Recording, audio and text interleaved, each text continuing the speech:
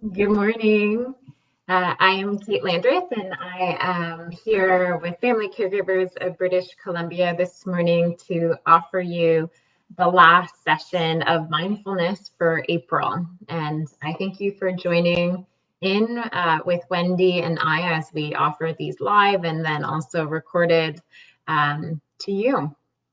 So as you get settled in, a reminder for some really key things that Family Caregivers of British Columbia is offering right now. So our call line is still open and there for you from 8:30 to 7 p.m. now. So our hours have been extended.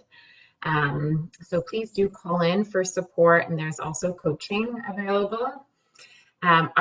Our episode 2 of our podcast, Caregivers Out Loud, is now available for you. You can find it. It's on our website under podcast, and you can directly get linked out to some of the platforms that the podcast is offered on. We also are offering right now virtual caregiving support groups in Greater Victoria. So if that's something of interest to you, please reach out to the call line and they can direct you with the details of that. And as always, our e-news, our social media has lots of information to support you right now. And so we are hoping that you're healthy and happy and that you are here now with us. So thank you. So mindfulness, if you haven't practiced it before and you're new to it, I say to most students when I teach that you probably have practiced it. You just don't know it.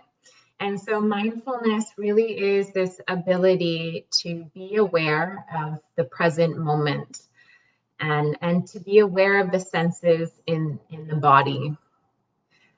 And one key thing that we really, really try to cultivate as we start to practice with mindfulness is non-judgment. And this can be such a hard one.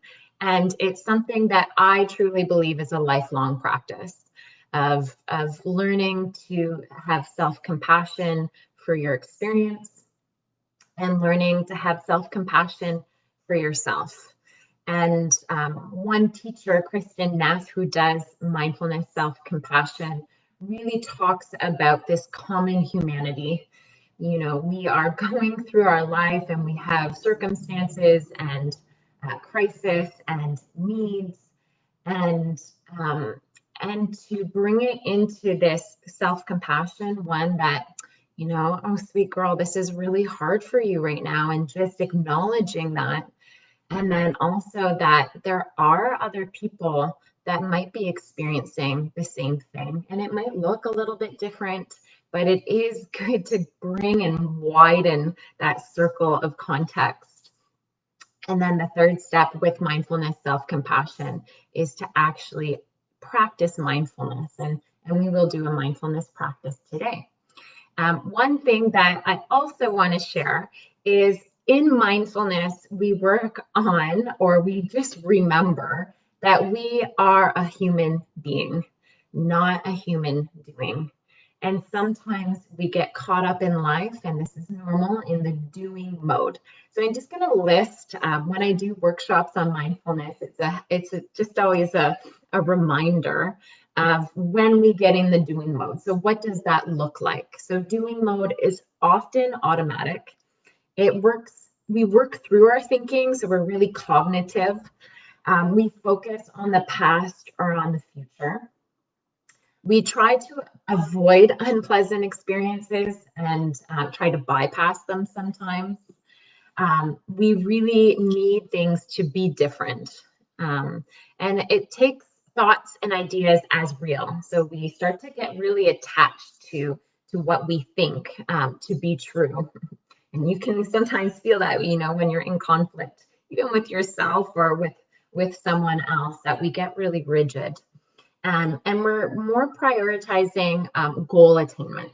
So this is kind of the doing mode, and it's not to be, you know, bad. It's not. There's definitely times where you need to be doing things and to accomplish things. So not to put that into the negative bucket, but just in comparison, what does the being mode look and feel like?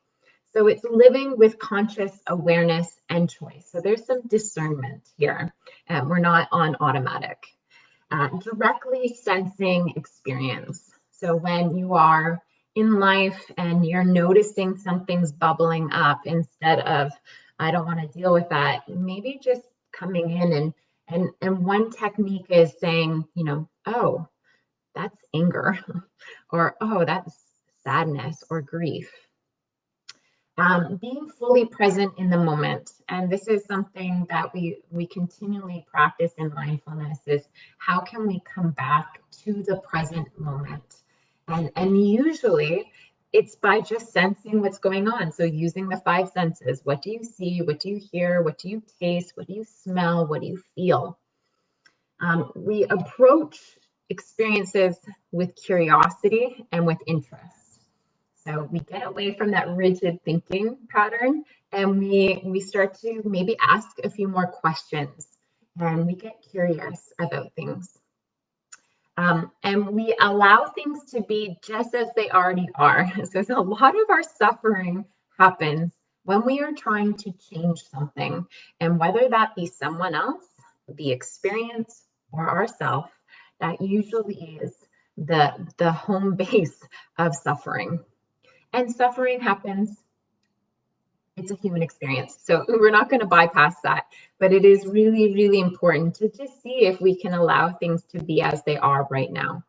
And seeing thoughts as mental events. This has been something that has taken me so long to really cognitively understand.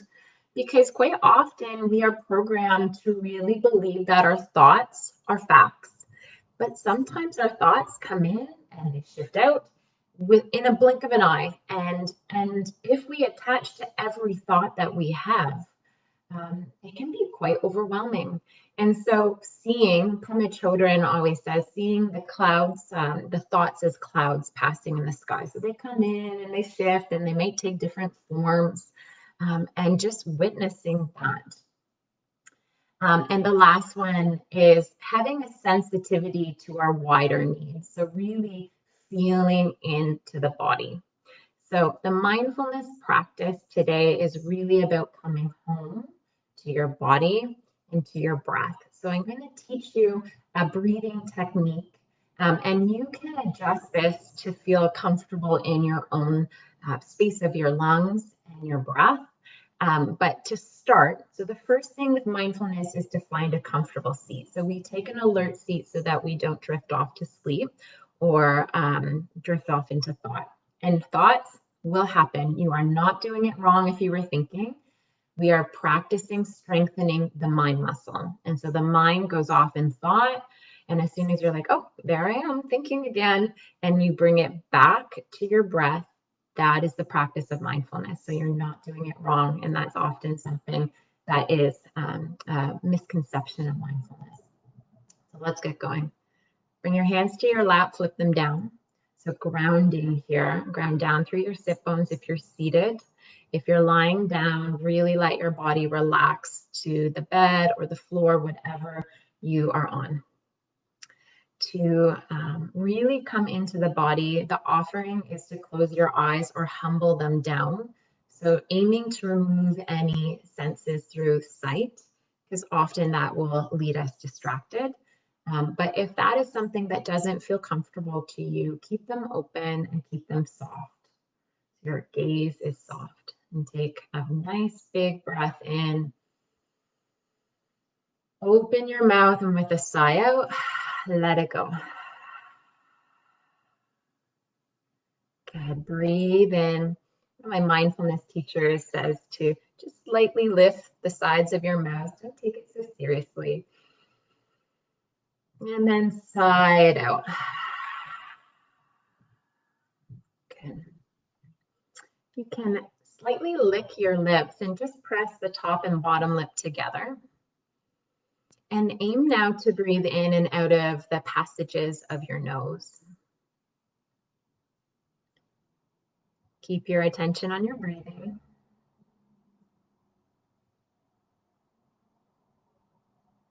And collectively, let's complete our exhale all the way out. So get all the way to the bottom of your exhale. Good. And inhale for 4, 3, 2, 1. Hold, pause, 4, 3, 2, 1. Exhale, 6, 5, 4. Slow, 3, 2, 1. Right away, breathe in, 4, 3, 2, 1. Pause at the top for 4. Relax your shoulders, 3, 2. Jaw relax, 1. Exhale, 6, 5, 4, 3, 2, 1. Right away, breath in, shoulders open, 2, 1. Pause at the top, 3, 2, 1. And exhale, let it go. If you want to go through your mouth, let it go through your mouth. All the way to the bottom, keep exhaling.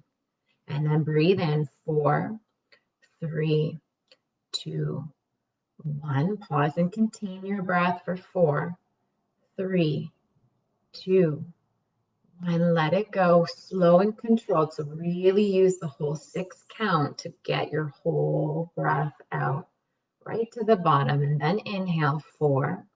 You got it, 3, 2, 1. Pause at the top for 4, 3, 2, 1. Nice controlled exhale, 6, 5, 4, 3, 2, 1. Okay, you count mentally now. A few more cycles here, feeling that breath come in for the count of 4.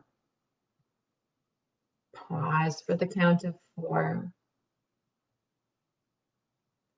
Exhale for the count of 6.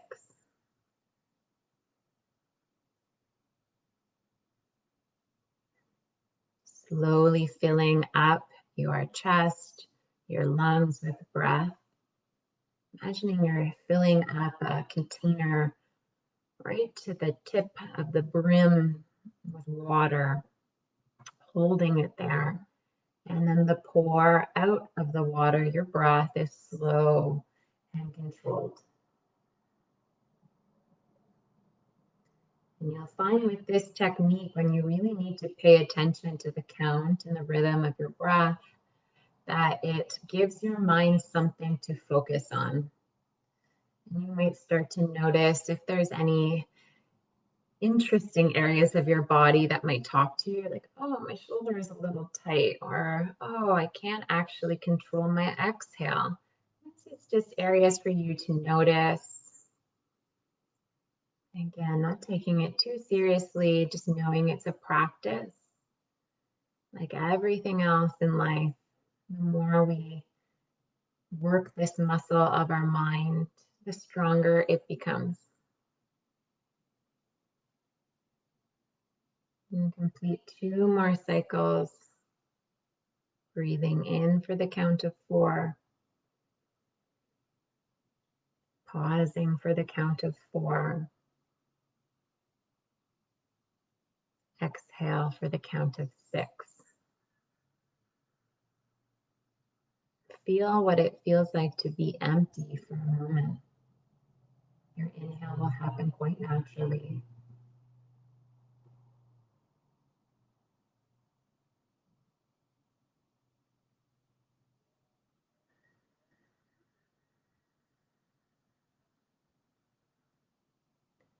And a few cycles returning to your normal organic breath. So not forced or controlled, but just noticing if there may be a little bit more room and space to breathe freely. And the invitation to use this breathing technique, if you're finding that you are quickly going into doing mode and you need to return back to your body, using the counting method to regain your focus, come back to your mind and breath in this moment can be quite supportive to your nervous system. Thank you for joining me today, And please stay tuned. We will be offering, May is Caregiver Awareness Month, and we are excited to be here with you and to support you. And I'm excited to offer some more mindfulness, and I'm going to splash in a little bit of chair yoga. So if that's something that is of interest to you, please do join in and follow along with us. Have a wonderful day. Please stay safe and stay healthy, and please contact us for support. Bye.